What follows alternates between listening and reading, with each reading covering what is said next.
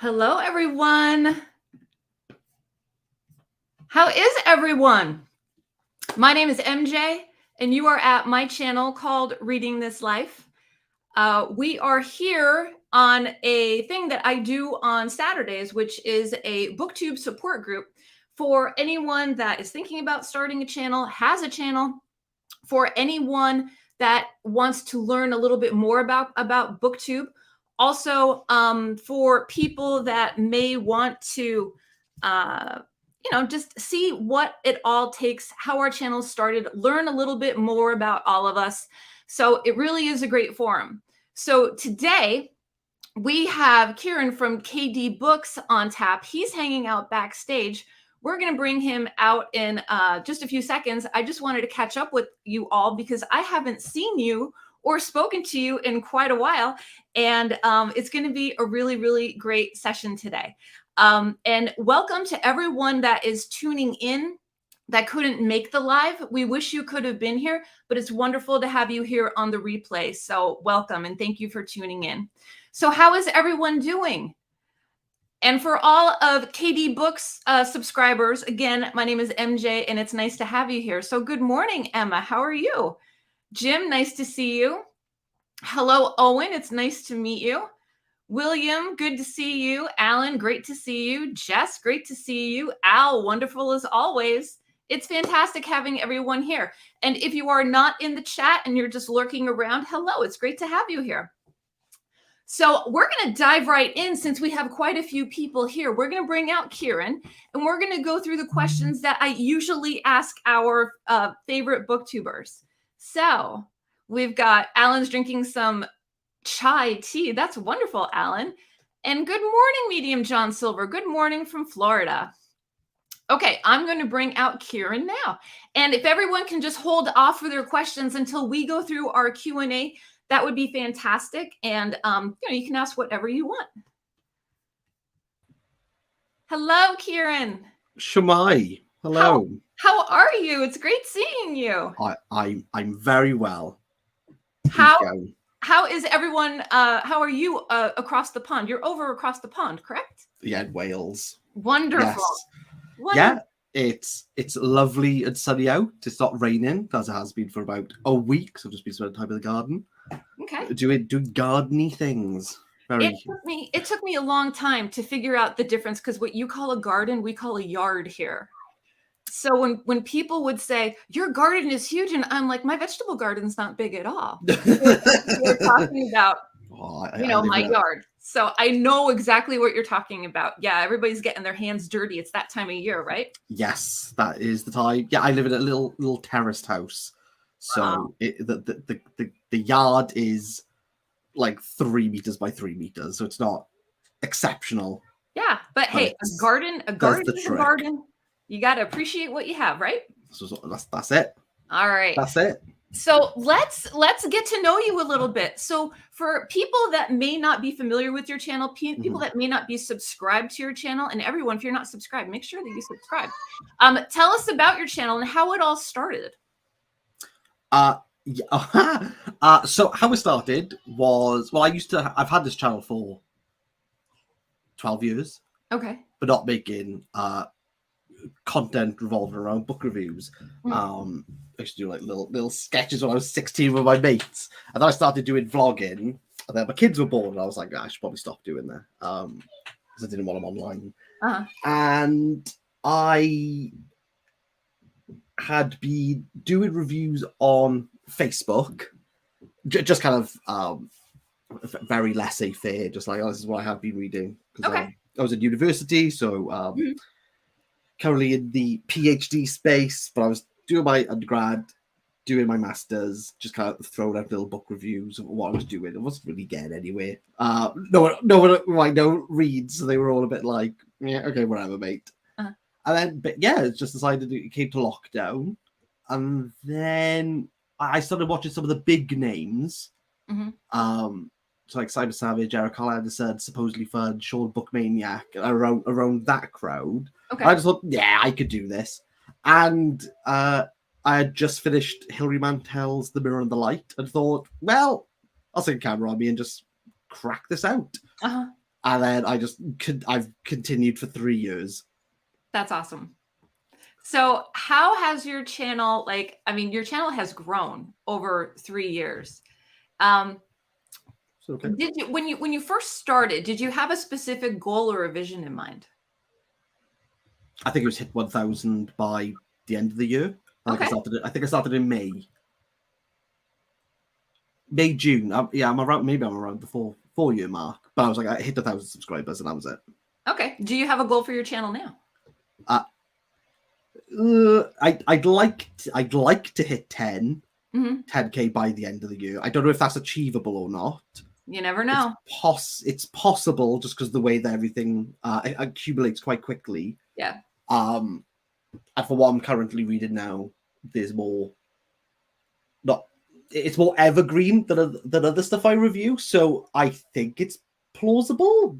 But if it happens, it happens. If it doesn't, I'm not going to quit or anything. Yeah. But it was the 1,000 by the end of the year when I started. I was like, I got 6 months. Our goals change over time, right? Like when we're first starting, we're like, oh man, like that feeling that you get when you get that first subscriber, and you're like, now I have to be responsible and I have to create content because somebody is subscribed. And then once you hit that 1,000 mark, everything after that is kind of just like icing on the cake. That's my take on it, And I'm like, when people find me, that's awesome. If people unsubscribe, hey, I'm not everybody's cup of tea, but you just keep moving in that forward direction, keep reading, keep creating content. I think that's the most important thing that we all need to keep in mind, right? I don't know. Yes, to some degree. I think you have to keep creating. Mm-hmm. But I think you should just kind of just do what you want. I don't think. Yeah. Oh no. I've never really thought about for what the expectations are of other people of me. And I think from doing and watching YouTube, but I kind of watched YouTube growing up. Mm-hmm. I've never had that thought of like, I should do this, but I've how to word it. The expectation for me to maybe talk about some books is probably up there for some people, but I'm just not going to do it. No, just because you have to. My philosophy is you have to do you. I make the content that I would watch. I think I do that. I think I do content that I would watch. I'm not entirely sure, to be honest. Yeah, definitely. Okay, so when you first started your channel, specifically with BookTube in mind, what were some of the biggest challenges or obstacles that you had to overcome? Not to do the BookTube newbie tag as like the first resort. Okay. That was it. And then getting people's eyes on what I was doing.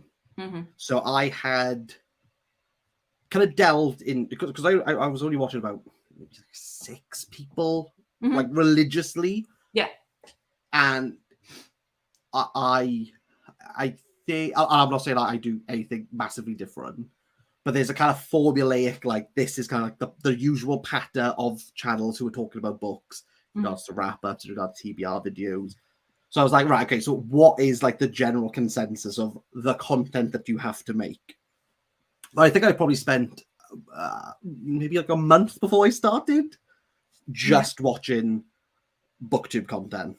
Okay. Just like purely like the bread and butter, everything that I usually watch, parked aside, just watching continually.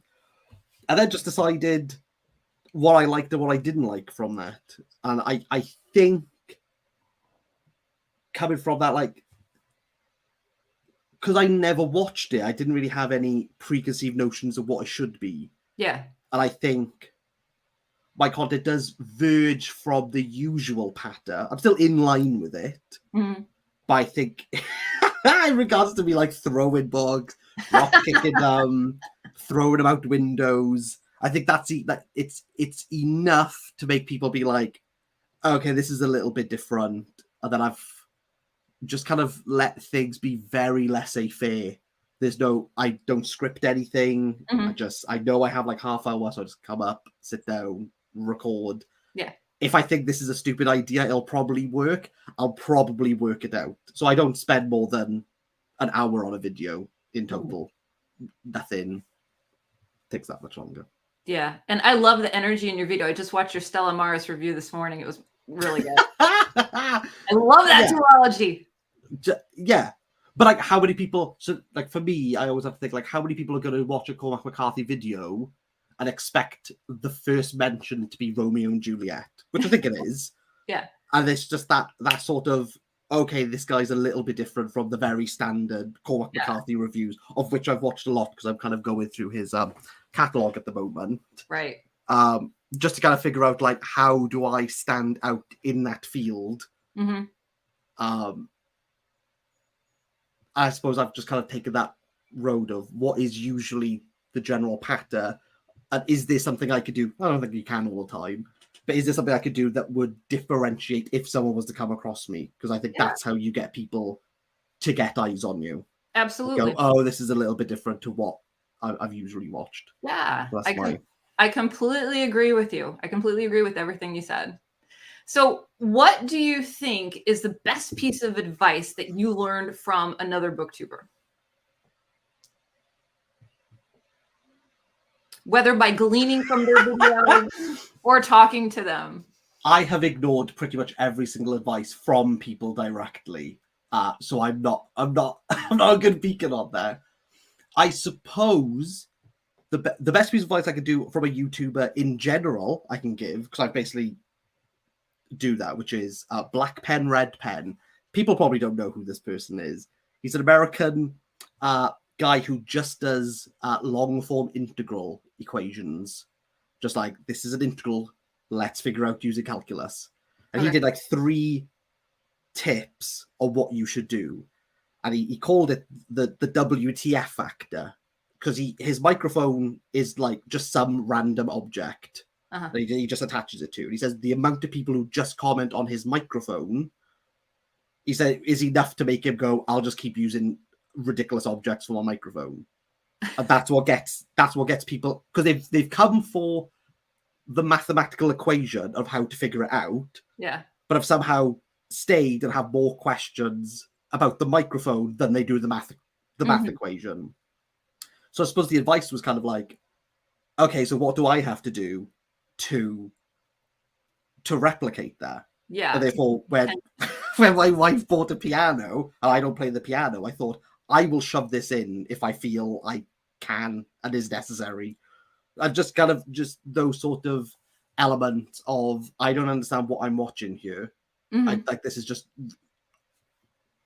the patter's different. Yeah. But in regards to what the biggest piece of advice I would give is, if to start, is never do tags. Never. I think they are the biggest channel killers. They're the biggest channel killers ever. Really? 1,000%. Okay. Only because I enjoy a little tag. I do. They are good because you don't have to think about them. Sometimes you do. Sometimes you do. But in regards to what people will generally pick up on, so in regards to the BookTube newbie tag, you kind of export your thinking there. And it's quite nice to be like, okay, these are the types of books that that you like. But equally, I've already gleaned that just by looking, because most people will sit behind a bookcase.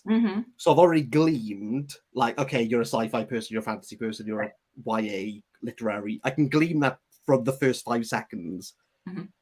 So I don't really need the BookTube newbie tag. And my BookTube newbie tag was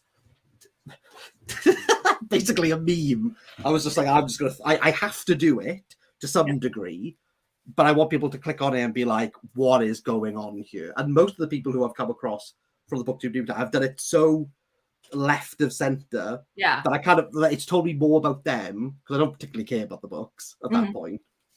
But I think the problem that you get is, especially with the BookTube newbie tag or with other tags, when they generate a certain amount of traffic, and you get that from the oft, people will come for the tag, they'll subscribe, but they're not really interested in anything else you have to say. And because you haven't had to think about the content, so in regards to, say, like for me, if I'm doing book reviews, although I don't script, there's a certain effort of, okay, I got to kind of work this out, rather than where do you read? I don't have to think. I can just, when I sit on my sofa. So I think when you started off, I think try to avoid those as much as possible. Try and get the other content out that is more, that you have to put a little bit more effort in, rather than someone saying, can you answer these simple questions that are very generic. Okay. Also with tags, I think they're beneficial if you know other people. So I think if you do a tag video, at the end is, I tag whoever, no one's watching you. There's no feedback through other creators in regards to, like, if you say you tag Criminoli, there's a bit of me going, okay, I'll check out who this person is. If you just throw it out to, like, well, anyone can. I don't think there's a concerted effort there. So when I've done tag videos, because I've created them, I have put a little bit of effort into those and tried to make them as vaguely interested as possible, because I want people to refer back to me. That's the ultimate decision of doing that. Right. So I think tags, if you start off and you don't really know anyone, I think you just get bogged down on answering questions that people don't really know who you are. I don't know. I think some of them are a little bit more vapid in their response. So I think start off with the harder stuff. Right. And then once you've got people watching it, they're like, oh, okay, I kind of know who this person is. I kind of know their likes and interests. Then start to slowly integrate them. Because also, if you get a large influx of people, which the BookTube newbie tag definitely does, where a lot of people watch, a lot of people subscribe, YouTube's expecting for those people to come back. And if they don't come back, it kills your channel. Yeah. Like that. Right. Because if you have 200 people coming from the BookTube newbie tag, which is very sought after, and then you review, think of something, Kieran, Burnt Sugar by Avni Doshi, the majority of people aren't interested in Avni Doshi's Burnt Sugar, as much as I would love it to be. So if you're 200 people and then say 30 come through, there's such a discrepancy there. The YouTube goes, okay, it's the second video. Whoop, let's push that away. Let's push someone else. So that's what I would say. Okay, so let me just summarize that. So you would say to avoid tags, build momentum by doing book reviews, by talking about the actual books, whatever, and then maybe tiptoe in. Yes. Okay, that makes sense. I would sense. say like 3 months. Yeah, that doing makes other sense. stuff and then start doing the tags. Okay. Because at least then, if you have the BookTube newbie tag and you get a lot of traffic, there's a lot of back catalogue for people. They can go, oh, okay, now I can see what this other person's done. Am I willing to subscribe? Am I willing to stay around? Yeah. And that's more organic in growth, which I think is more important than a huge flurry of people who subscribe but then are never going to watch ever again. I have an idea for you. Do you want it? Go for it. You should create the anti-tag tag. I will happily do that. And then let it go viral. Honestly, I think that would be awesome. I could do that. There you go. Let's talk about the community aspect of BookTube. What does the BookTube community mean for you? Meaning your subscribers, your community, the rest of all of us, et cetera, et cetera. Plaque. Yes. So I have my internet. For everyone that doesn't know what that is. It's an emotion plaque. Okay. That's the only way I can describe it. But once you understand plaque, as people hear, you just know it. If there's a feeling in plaque. It's also full of in-jokes, which I'm refusing to explain. But it's a feeling, I was just going to ask. Okay. It's a feeling, it's an emotion plaque. So yeah, plaque are the people who support me through coffee. I pretty much speak to those people every single day. And yeah, we're all like mates. Like it's just become like just a really lovely place. It's a private Discord server where people predominantly don't talk about books or say that they're going to read and then come back in an hour's time saying what they cooked instead. So it's a book club where no one really reads. It's great, to be honest. Or just bullying people saying, well, why haven't you read X book by now? So if Owen's still here, has he finished The New Life? Because everyone's very invested in him trying to finish this book that he said. Or making fun of people because they said that in a big book era, you have to go in to read Steinbeck's The Pearl, which is very short. Yeah. So from that point of view, I think for Plek has been, just great. It's just like just mates hanging about. That's awesome. Just talking about anything. And it's very laissez-faire over at Plek. In regards to the wider community, obviously I put a video out, and I can't say it completely changed everything for me. So I don't have the greatest job in the world. And everything's really damn expensive. And I was just kind of seeing content creators who were like way bigger than me, who definitely are making like a lot of ad revenue, and I go abroad and kind of like, I've spent £400 on books. And I was just there going like, I don't know if I'm living in an alternate reality at the moment. Like, there's no feasible way that I can do this. So I made a video just being like, look, I'm on like the scraps. Like, I am scrapping myself through in the month. So I was like, I know it's going to get worse, but I can't be this person where I think the community at large is very, I don't think it's a negative. It's very consumeristic. It's like, look how much I bought. Look how there's a whole other aspect to reading that brings people in.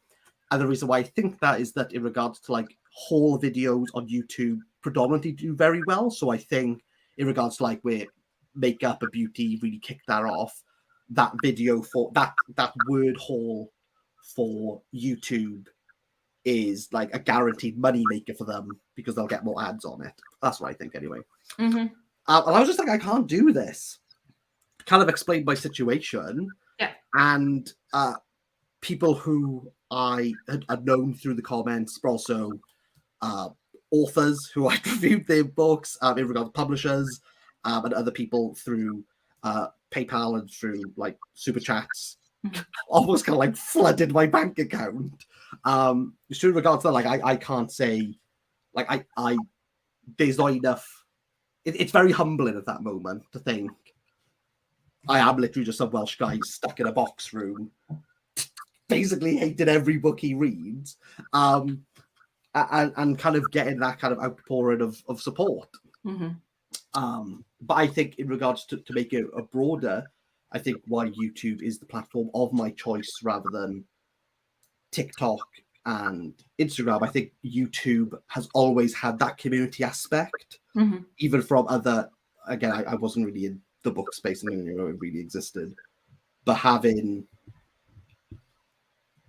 that support network for other people that I've kind of dipped my toe in. Yeah. But yeah, so I think YouTube as a whole, and I think this just kind of trickles down, it is the best platform for that community aspect in regards to not just getting like an audience with eyes on you, but I think it has the best mode of interaction between people. Yeah. That's what I would say. I completely agree. Can't tell you enough. Yeah, no, because I mean, a lot of the friendships that we make here are actual like friendships, you know? Yeah. It's almost like the ones you would make in real life. 100%. So let's talk about what are you reading right now? Now, I read completely differently than you, but sometimes we link on certain books, like Boulder is on my TBR, and then you just finished Stella Maris that I absolutely love. I've got Blood Meridian set up for next month. So tell us what you're reading right now. I am reading. I've started Cormac McCarthy's The Crossing. I am reading The Tin Drum by Gunter Grass, over 100 pages in. And I'm about 100 pages into Killing Commendadore by Haruki Murakami at the moment. And I'm hoping to start I Am Legend soon. Ooh, nice. Good. So I read quite... I like that. You read widely. I try to read as widely as possible. I don't know if I'm very good at it, but I try to. That was a great representation that you just gave us, for sure. All right, so we're going to turn it over to our audience. Hello, everyone. We're going to go through some of the comments that came through. So if you have any questions that you'd like to ask Kieran, just leave us a comment down below. So let's check in with some people that stopped in. We've got Read by Fred. Good morning. Happy Saturday. Gareth from Book Songs and Other Magic, KD, I need to get that book you talked about in a video you did on Welsh books. Can't remember its name, but you said it was essential. Rachel Tresize Easy Meat, I'm assuming. If not that one, it's going to be One Moonlit Night by Caradog Pritchard. Okay. And Jim's books, reading and stuff. One Moonlit Night by Caradog Pritchard was the book he recommended. It is a fantastic read. We've got Thomas McCarthy. Hi from sunny Ireland. Williams Library. I try to minimize commitments to viewers. Right now I'm at 3 promises, and that's too much. Yeah, I would not make very many commitments to viewers. You know, go with your own schedule. Gareth, that's it.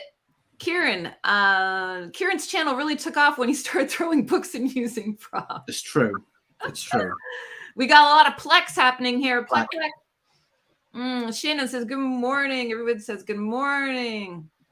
Let's see. Funny, though, the videos I put the most effort in get the lowest watches. Ha, ha, ha. Sometimes that's how it goes. Born Again Reader feels called out.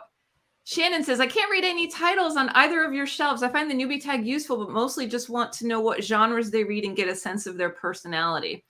What do you think about the difference between personality and content? Do you watch more for YouTubers' personality or the content that they provide, or both? Both is, you know, the golden ticket. So people are going to get eyes on you if you're talking about something that they want. Mm-hmm. So if I am to, let me have a look. Say I'm going to have, there we go. Because I know there's only one review. So I was looking at reviews for Stephen Baxter's Origin, which is like a hard sci-fi trilogy. I wanted to figure out what it was before I decided to get it. Mm. There was only one person. Now, I didn't really care about their personality because they were the only person speaking about it. So I think when it comes to book content, you have to strike that balance between you're not the product that people are looking for. They'll be the product that they will enjoy watching you, and in regards to your takes, in regards to your criticism, in regards to your the way that you talk, they'll stay for that reason. But the reason that they're going to come across you is through the product. So if you are a YA reader, you're probably going to be looking at, I don't know, like Lee Bardugo's new book that comes out. So it doesn't really matter who it is. It's just that's the only person you can watch. If you're dry as bones and not really entertaining, people just won't come back to watch you. Yeah. So I would say and this is the most difficult part, is the product has to be one that people will watch. Mm-hmm. Now, that's really difficult if you're someone like me who will review books that no one's reading. But then what I have to almost hope for is that the people who have stayed for me, because they've mostly come over from popular, well-read books or well-received books or classics, which generally have a wider readership, that they will decide, okay, I'm interested in reading Ivo Andrić's Bosnian Chronicle. Like, let's see what that's all about. Mm-hmm. And then they'll be introduced to books that way. So I would say that the personality is important to keep people, but right. I think the product that you're putting out is vastly superior than yourself. Yeah, I agree. I feel as if we're a conduit. Yes, right? That is a really good word. We're the conduit that is the in-between, if that makes sense. Okay, yeah, and that conduit is important to making that connection with your viewers. Yes. Yeah, I agree.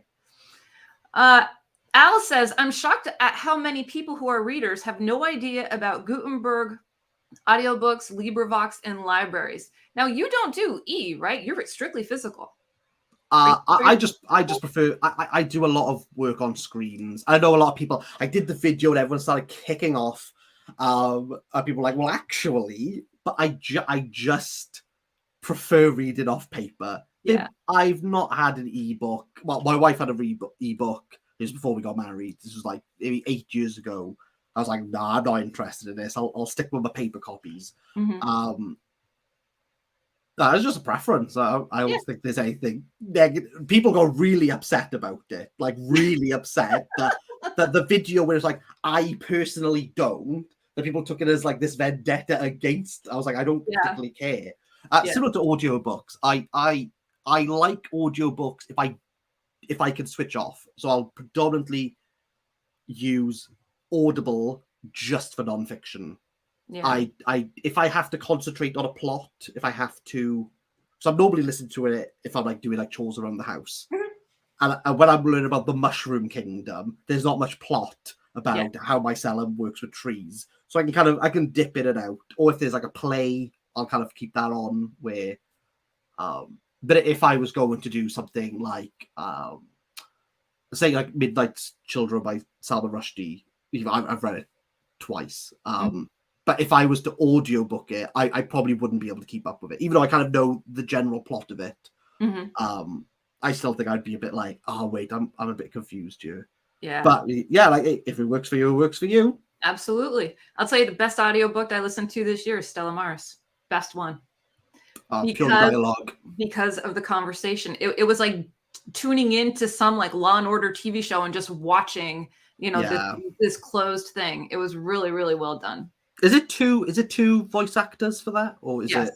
It's two. Yeah, no, that'd be perfect. Yeah, and it's the same voice actress that was in The Passenger. Oh, okay. Yeah. No, I can see that being a good one. So let's see. Okay, Gareth says, "Oh man, I Am Legend. Love that so much. One of my all-time favorites." Al says, "KD is new to me. I'm interested in how his reading is different as MJ mentioned his tastes." I don't like anything, if I be honest. I think the golden nugget with people is when I find something that I enjoy and people go, whoa, hold up, what's going on here? Yeah. I get a lot of people trying to figure out like what I like. I can't even answer it. I don't know. Yeah. The best thing out is to subscribe and just, you can find out for yourself. How's that? That's it. There you go. If you go for if you go up the place for 10 out of 10s, that should give you like a rough idea, but they're all very different. So yeah, it's very Anthony Fantano. I nicked that 1000%. Jess says, "What was the toughest book you read?" Read and completed or read and failed? Probably Hegel's Phenomenology. Didn't understand it. Put it back. I've actually done a video on the books that killed me, basically. So Hegel's on there. That was ridiculous. Fiction wise, I cannot in any way make it past 70 pages of Gravity's Rainbow by Thomas Pynchon. Can't do it. And another one, I don't know what happened in it. It was Umberto Eco's Foucault's Pendulum.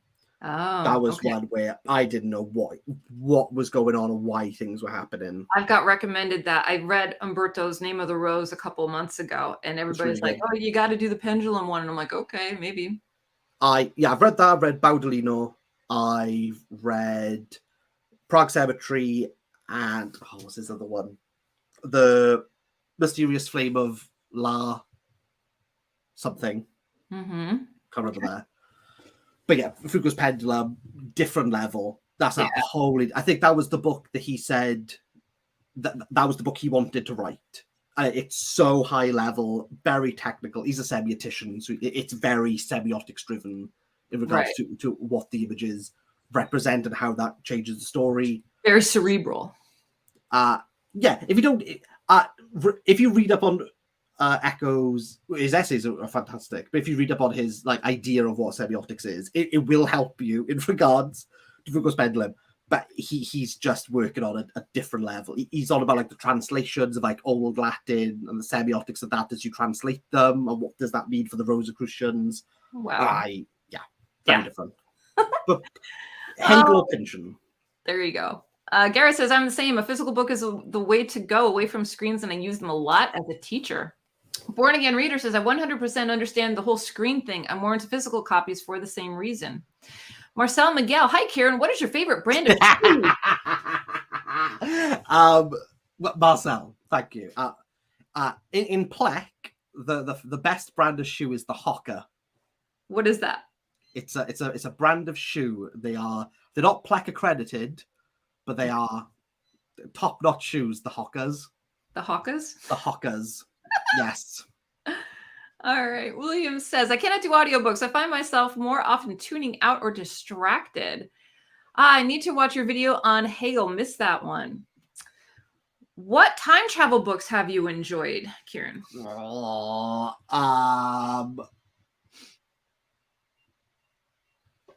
travel books. Probably the best one is the short story All You Zombies by Robert A. Heinlein, which I did in university. It's great. There's also the film, I believe it is called, it's Premonition or Predestination. I can't remember. Okay. But it's about a person turns up at a bar and speaks to the barman. And then there's a lot, it's a very, it's not intricate, it's very cleverly done time travel, which I think has a very nice, rounded off and very cyclical nature of what is currently happening to the character and the bartender. But I have not read much. I've read Philip K. Dick's I Think Ubik Counts as a time. I didn't understand a single word of that one. And then I think Slaughterhouse 5. I don't like Slaughterhouse 5 at all. Yeah. I think it's Vonnegut's weakest.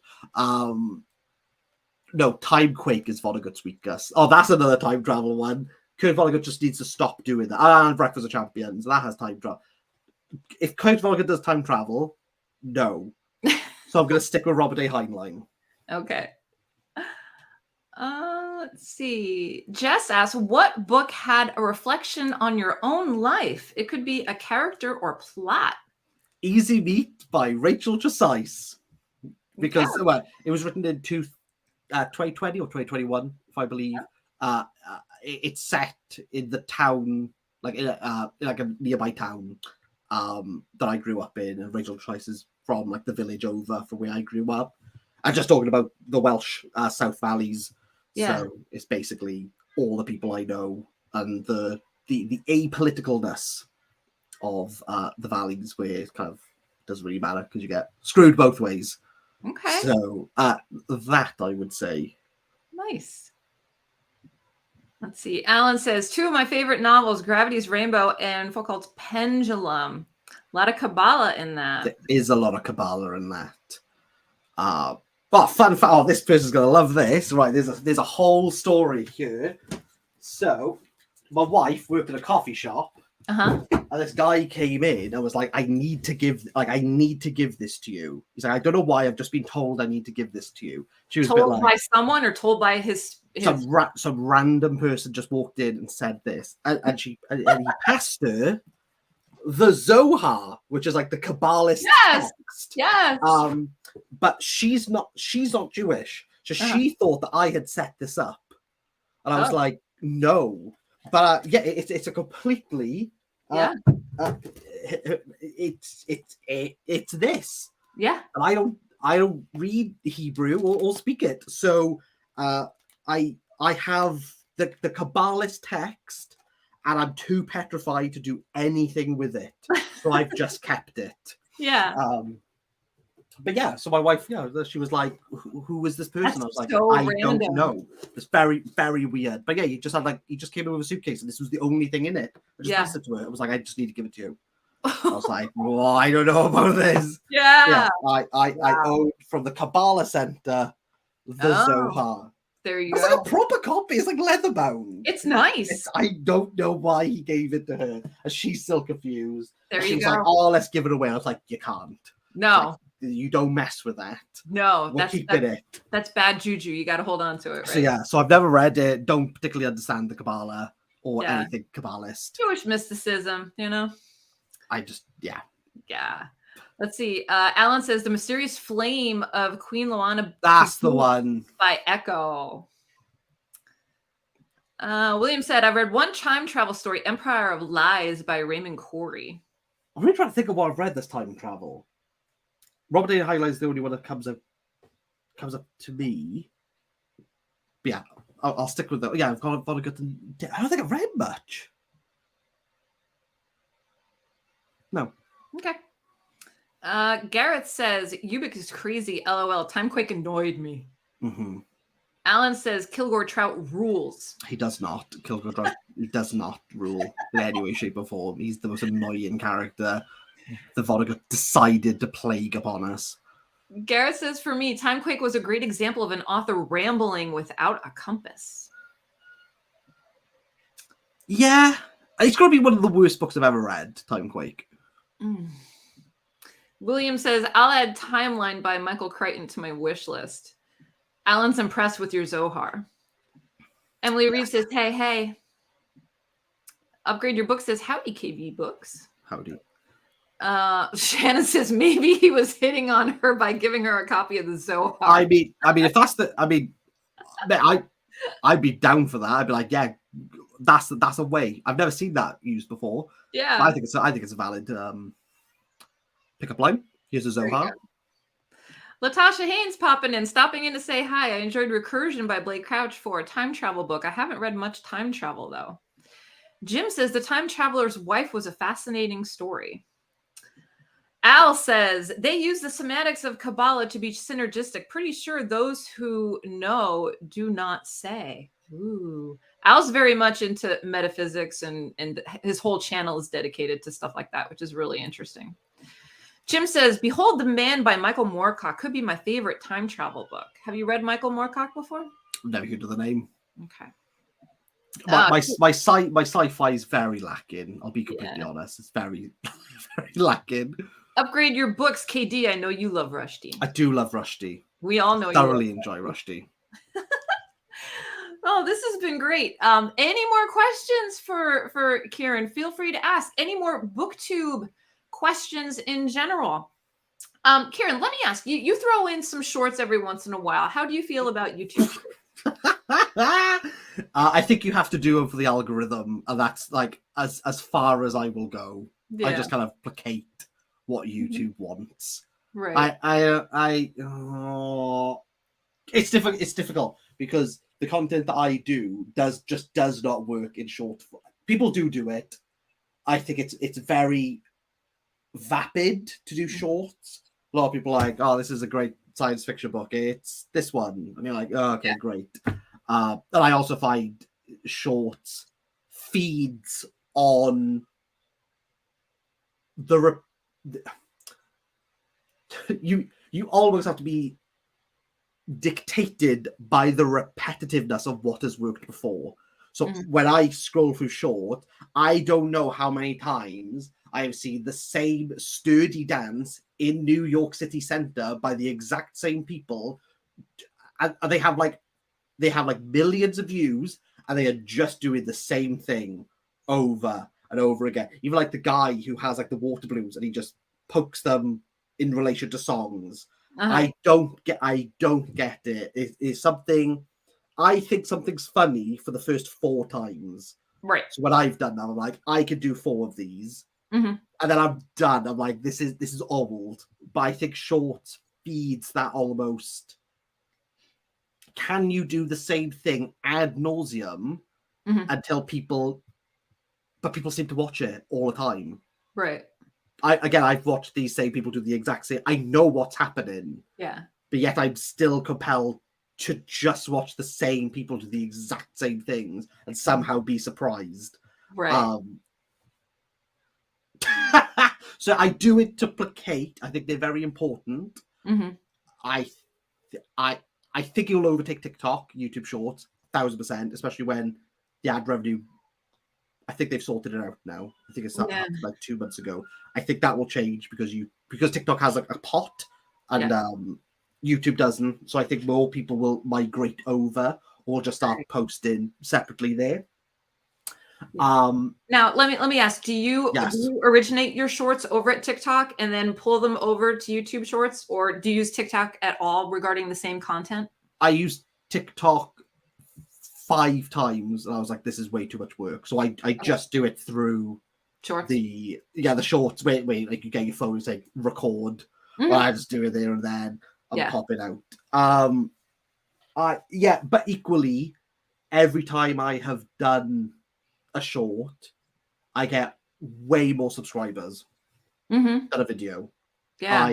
I think when I started doing them, I think again very low effort. They're not in any way, shape, or form entertaining in the slightest. I was getting like 30 people.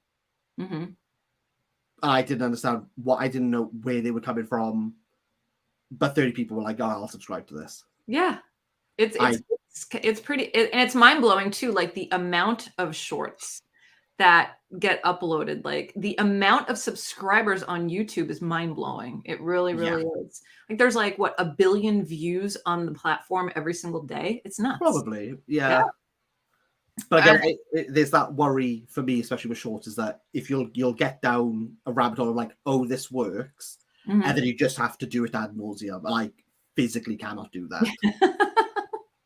I shan't. I can't. Let's see. Jess says, I have The Time Traveler's Wife. Upgrade your books. Wondering if you feel Victory City was the best of his last 4, or is it Quixote? Keyshot. Or Quixote. Rushdie puts right at the beginning of this is how you say it. He's very pedantic like that, so I do apologize.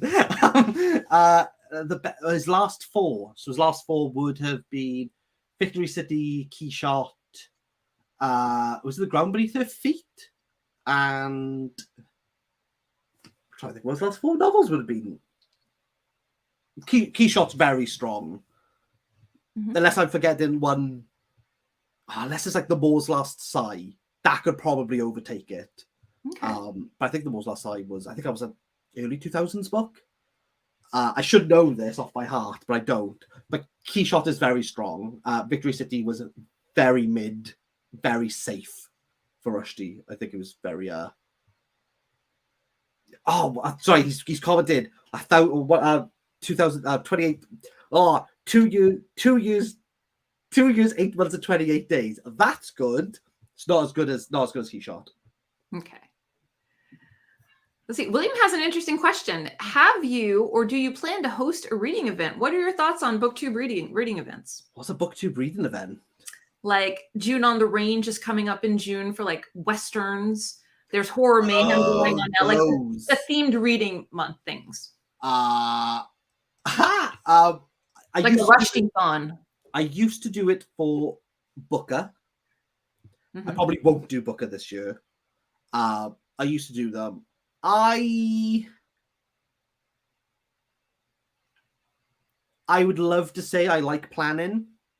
Mm-hmm. And it would be nice to be like, I am going to read this thing.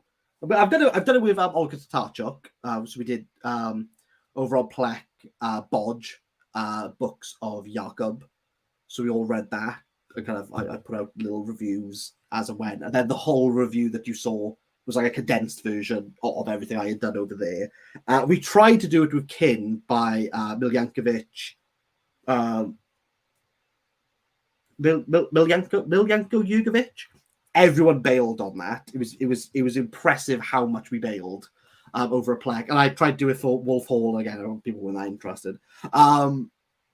But I know if I say I am going to read like only science fiction, these are the science fiction books I'm going to read, I guarantee we'll read one and decide, you know where I need to read? Rohinton Mystery next. Mm-hmm. I'm not very good with sticking to a schedule. Anytime anyone has said, would you like to read X, Y, Z with me? I say yes and instantly regret it. I have one actually with Roisin. I got to read A.S. Byatt's Possession by the end of next month, and I've not picked it up because I'm being stubborn. So I do have to read that. Yeah. So if Roisin's watching, I will. I just haven't picked it up. So probably no. I might do one for sci-fi, but it'll be very laissez-faire and very much like, I should probably just read these just to say I've read them. So do you consider yourself a mood reader? If I be honest, I don't really know what that means. I've tried to watch videos. I think people really overcomplicate it. I will. I basically I'll come up. I'll go. Oh, I should probably read that, and then I pick it up. There's not much thought. I'm just like, I probably should. Yeah. So I'm reading like Flowers for Algernon. I finished Flowers for Algernon, and I read it because I was like, I probably should read. I should just pick that up. There wasn't any thought about it. I know when I did the Arcadian Barris, Strugatsky, Hard to Be a God. Someone was like, why are you reading 1960s Soviet science fiction all of a sudden? and I didn't comment back, but I should have just been like, there's no thought in this. Mm-hmm. I don't know what I am. I'm just kind of like, yeah, I should probably pick that up. Yeah, but it's we very much definitely. Like, what's there? It definitely sounds like you're not a TBR person. I like to vaguely know if I have to read something, but even if I do, I just prefer the like, yeah, I'll pick something else. Mm-hmm. I like the freedom. I'm a mood reader, 110%. I like the freedom of being able to put a book down and grab something else if I'm into it. Mm-hmm. Yeah. Aaron Hook says, Time Machine by H.G. Wells is worth a read. Jim asks, have you ever read Under Milkwood yet by Dylan Thomas? I've not. I got it downstairs. I got it here. I have got it here. And I was going to read it in... Oh, I did Welsh fiction for March because it's the Welsh National Month. Oh, I do events. Gosh darn it. There we go. But I'm a Welsh nationalist, so I probably was going to do that anyway. I nearly got around to it, and it got closer to April. I thought, I'll read something else now. So I didn't manage to read those. I didn't manage to read all of Cunnan Jones. So for next year, they will be Dylan Thomas and they will be Cunnan Jones. There you go. I can promise that. Nice. Alan says, love listening to that. Jim says, I get that Times Square dance when I am scrolling is short. Yes. It gets a little tiring after a couple of views. And now it's like, I bet you can't 10 triple it, and they got the same 10 people on a video. I don't understand. I really don't understand. Mm-hmm. Or I mean, most of my shorts is just full of like really cringe people doing really cringe things. Yeah. But they're on like 2 million views, making oodles of money. So maybe I'm the idiot in this one. But yeah. Al says creativity must be divorced from the marketplace. Neats and Joyce, otherwise we risk denaturing our truth. Al comes in with some thinkers a lot. Alan, my son's middle name is Dylan Thomas. Look at that. Garrett says, I've done 2 videos on time travel, but there's still tons more out there. It's a very popular narrative device. I love it. Shannon says, yes, great quote. Christopher Evenstar, all good jokes need to be told 1,000 times. They must know in their souls. Karen, who would you say was your top 3 authors that you get excited about? Top 3. They're probably going to be alive, aren't they? Because I can't really get excited for anyone dead. Salman Rushdie, Audie Sash, and probably J.M. Kutsaya, saying that maybe Donna Tartt, because she drops one every like a decade 20 years. and a bit. So we're probably expecting a new one. I'll probably be excited for that, even though I didn't like the Goldfinch. I only like the Little Friend, which no one likes. It's the best though. But yeah.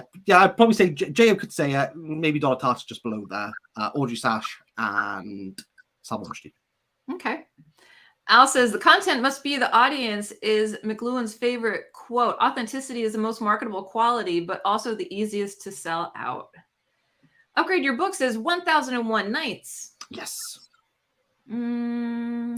Garrett says, like that quote. Art and Lit Matters, Jim books, reading and stuff. Dylan Thomas just seizes my heart and stays there. I love listening to the many recordings of him reading his work. It almost brings his living presence into the room. Aaron read a book. Yes, did Les Mis. That was fun. Al says, to cure the issue of one book leading to another, I keep a separate habit, one planned and one mood reading. That's a good way to look at it. Loves flowers. Quick question about presenting. You have great energy on camera. I'm jelly. Do you caffeine up beforehand, or are you always that electric? I have 2 kids and I now have a puppy, so I'm constantly I've had it for a week today. Blodwen, she's lovely little Blod. So I normally am caffeined. I only have about 30 minutes generally to do a video, and they're mostly in my lunch break during work. Or if I've just finished work, I probably have about 40 minutes before I have to like pick up my daughter from nursery. So it's kind of like I have to do it now. which is why I don't script anything, because that time could change anywhere. And I think a script sometimes can disturb a flow of presented, especially when you're trying to talk about general themes and segueing into little jokes or moving from characters to kind of script that. I think you can make it a little bit stagnant. So I think some of the presentation that I have is more natural because I haven't planned anything out. I don't have. I watched your interview with Criminal. He says he writes down roughly what he does. I don't even do that. I just sit down. I'm like, okay, we're going to talk about Flowers Foul. We're going to talk about Stella Maris. Like, let's go. Yeah. So it's very unfettered because I'm kind of crunched on the time. But I know if I don't do it in that one session, the book's not getting reviewed. It's too late. Yeah. I mean, I did a drama degree, if that means anything to some people, but I don't think it does. But I think if you're trying to get people in, sitting down and being very monotone, but then you have Penguin Zero. Everyone knows Charlie from Penguins. He's very monotone, just sits there and does absolutely nothing. So maybe it does work. But I think you want to get people captivated, even if you like the book or even if you don't. And I think one of the most difficult ones is trying to navigate that space when you're a bit tepid on a book, to try and figure out, okay, how do I not market the book, but how do I sell it to people? So even if I don't like it, or even if I do like it, the people can make an informed decision. And I think kind of getting people's attention of, okay, he's going to talk about, I'll use the Bosnian Chronicle by Ivo Andrić, like to read like a 1940s Bosnian tale about the Bosnian drama, the Bosnian War, not Bosnian War, about the Balkans, sorry. A Bosnian book about the Balkans and the French coming in, the Austrians wanted to kind of separate it. It's quite a dull, boring topic for most people. So it's kind of like, well, how do you get people engaged in that? Right. And I'm not trying to say ham it up a little bit, but there's a little bit more. I think you kind of have to work more with some books than you do with others. So, like with, I just did one Q84 by Murakami, and I personally, I think I'm very tepid throughout all of that because I kind of know there's a lot of people who will watch it. I don't really have to sell it as much because it's one of his most famous books. Most people have read it, and most people kind of know what they're getting into with Murakami. So I don't really have to do as much as, say, when I do Craddock Pritchard's One Moonlit Light, which not many people know about. I kind of want people to be like, oh, okay, he's mentioned this book before, let's click on this. And I think it's a bit more punchy in that aspect. Yeah. But I also think editing is a lifesaver. So I edit. There's not many times I will have 20 seconds of uncut footage. Everything moves quite quickly with me. And I think that emphasizes that aspect, even if I'm not like that as I'm talking to the camera. You can blur that line a little bit more. Right. Let me ask you, how long, so average to film a video, average to edit a video, average time for a thumbnail and title, what do you think? So recording about 20 minutes to an hour, say, recorded. I'll edit it that night. And I start from the beginning and I edit literally just as I go. Right. So whatever, if say it's like a half-hour video, just makes sense. I'll cut that down. That normally gets cut down to 10 minutes. Just one watch through. So that's half hour. Call it by the time you edit it out. Briefly, I use iMovie. I'm not technical in any way, shape, or form. And I can see where the gaps are. So I can skip long swathes. Yeah. So I'll do it all in one day. So I kind of know the pattern of how I worded or where I went, okay, no, we got to stop here. So sometimes I'll stop the camera, restart it again, just to have that break. So I can cut out swathes of review quite quickly. Right. So I cut down to 10 minutes, and then I'll do one scour through again, and I try to take off at least another 2 minutes. to really condense it down. Okay. So call that an hour. Mm-hmm. Upload it before I start a video. Now I do the thumbnail as it's recording, Mm-hmm. and then title is always book by author, book review. Don't overcomplicate it. Right. Yeah, thumbnail's pretty. It's just that screenshot Mm-hmm. in iMovie of just me standing still, Yeah. holding the book. And then I normally will just shove like one word or like a little phrase, just so people can be like, yeah, it's mostly if people have read the book, they'll know the reference. Mm-hmm. Or if you've not read the book, when I explain it in the video, you go, oh, that's why he's done it. I don't think people do that, but that's what I like to think anyway. So like with Cormac McCarthy's Stella Maris to say, so it's The Shape of Things to Come, and at the end of the video, it's about that because she gives up on topology, which is about shapes, she decides like she can't ascertain that, and then I relate it to death, which is what basically the book's about. So I like for people to be like, oh, okay, I see what he's kind of going with here. Okay. From there. And then description, I don't spend much time on at all. I probably spend 10 seconds doing an entire description. Okay.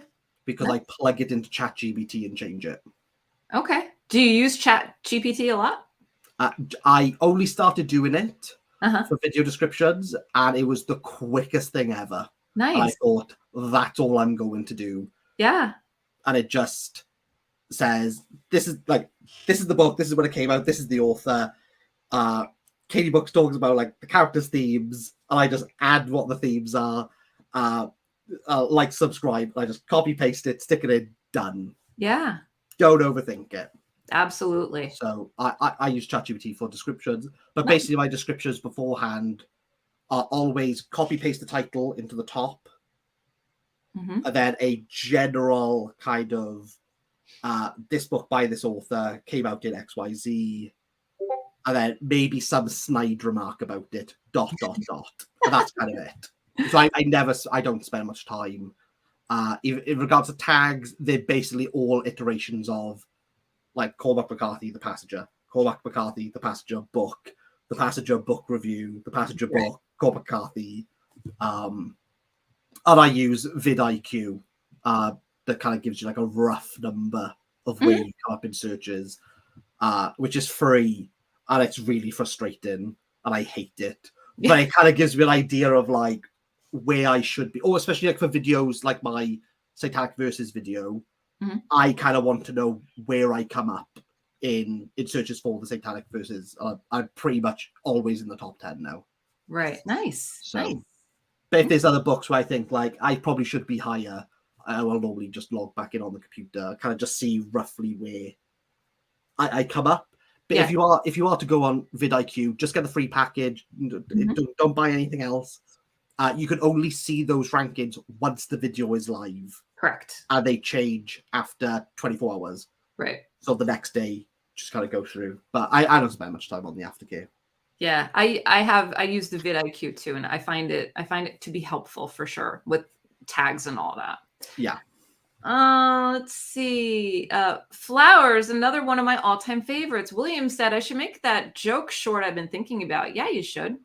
Haruki Murakami art. Oh, I hope I'm not too late. Do you know? I got an interview with him. I got an interview with him next Friday. There you go. Nice. How are we doing? Guten Tag. I have a phobia about Haruki Murakami. How so? I'm just nervous to read him. He's not as bad as them. He's everything you've heard. Personally, I think is a hyperbole. Okay. Apart from 1Q84 is everything that everyone says. I think people have kind of copy and pasted that onto all of the other books. I've read Norwegian Wood, I'm reading Killer Comandadore, 1Q84. He's not as bad as people make out. There's a bit of me that's like, okay, I can kind of see why people would be like, shake fist. It's not as 1Q84 is quite He bad just in that seems aspect. kind of daunting to me. I have Kafka on the Shore on my shelf for like Oh, he's very readable. He's very readable. 7 years. I read his book on running, but that's about it. Did you like that? I did because I was a runner, so I understood it. All of his style is very much like that. From the books that I've read, and the colorist Suzuki Sasaki, Tsuru Sasaki. It's very buttery smooth. It's very easy to read him. He's not that. I would maybe don't do Norwegian Wood or 1Q84. I think maybe try the other ones. Try. I have not read Kafka, but I got baby steps. I'm going to do baby steps. Do that. It's very good. Celeste says hello. We're saying hello. Well, keep it up. It makes you a delight to visit through the screen. That was regarding your energy. Yes. Aaron read a book. I don't know if you said, but what program do people use for editing? I just use iMovie because it's on the MacBook. Yeah, I use LumaFusion. It was a pay one price forever, and you get all the updates and upgrades, and that's what I taught myself with. So for my earliest videos, because I know people panic about this, all of it was done through my phone. Yeah. Oh, I do everything from my phone. So I did. Yeah, my edited, my video recorded. I used the front camera. I know, very bougie. I just did that. Yeah, that's what I do now. Yeah, I used the MacBook. It's got iMovie on there. I would never pay any money to do Final Cut. I think for what I do, there's literally 0 point. Yeah, I completely agree. Chatty says hello. I made it to one. Kieran says hello. Yeah, looking forward. Kafka in the Shore is a good entry point for Murakami. Thank you so much. I appreciate that. Can't wait to have the talk with you. And that's going to be when? Next week? I'm doing it on Friday. I don't Nice. I don't know if it's a live stream, actually. I'm not entirely sure. But yeah, it will be on 1Q84. Wonderful. Let's see. I leave quotes that agree with the guest views or comments. Somehow, with the delay, they lose the relevance. Sorry, I can't get to them fast enough. All right. Well, this has been excellent. Does anybody else have any final questions? We're going to wrap it up. I don't want to take up too much more of your time. Again, thank you so much for spending a little bit of your day with us. Thanks for going through the questions and being an awesome channel to keep up with, to subscribe, to watch your reviews. Great energy, and I wish you all the continued success for sure. Thank you. Yeah. And plaque. Yes. Plaque. We will get it down. They say, no live stream. It will be a podcast solely about 1Q84. I'm just turning up. That's all I'm doing. I'm turning up and talking. There you go. Thanks for the share. I enjoy the alternative views. That is a YouTube thing, not the host. You do fab. And then we got a plaque. Wonderful. All right, everyone. Well, I hope you are having a great day wherever you are. Make sure you're taking care of yourself so you can take care of others. Thank you for everyone that's watching on the replay. We're sorry you couldn't make it, but we're so glad that you're here. If you have not subscribed to Kieran's channel, I will leave his channel linked down below. And, we'll see you in our next videos. All right, everyone. Goodbye for now. Have a great day.